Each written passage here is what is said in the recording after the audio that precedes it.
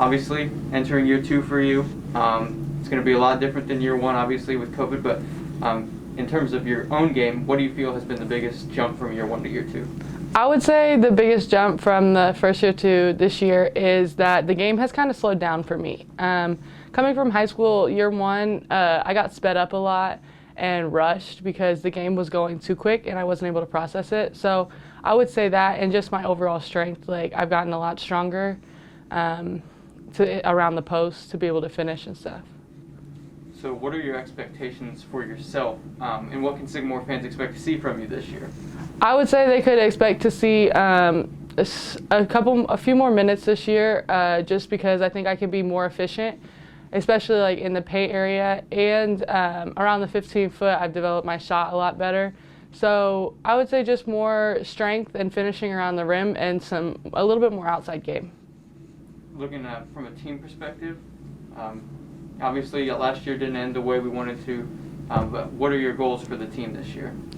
I would say my goals for the team this year are very high. I think that we've come together and we've added some missing pieces that we had last year, especially with like new shooters and stuff. It'll really open up the floor for us.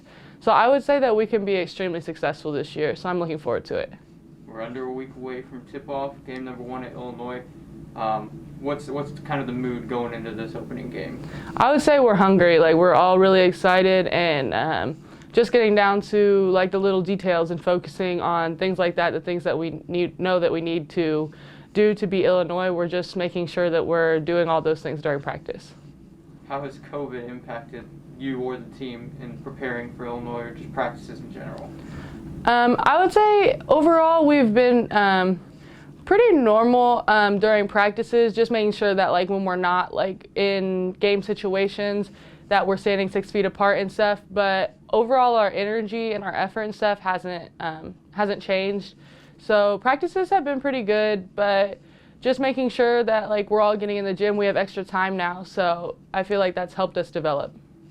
So it's right before a game, either in the locker room, on the court. Do you have any pregame rituals that you like to go through? So it's a little strange, but I usually listen to George Strait before games. He was my granddad's favorite, and when he passed away a few years ago, his goal for me was always to play college basketball. So now that I've gotten here, I try to listen to George Strait to remind me why I'm here and why I do what I do. And then you're getting ready to run out the tunnel. I'm sure the rush kind of hits you every time. What goes through your mind when you get ready to run out the tunnel, especially at games like Kansas, Illinois?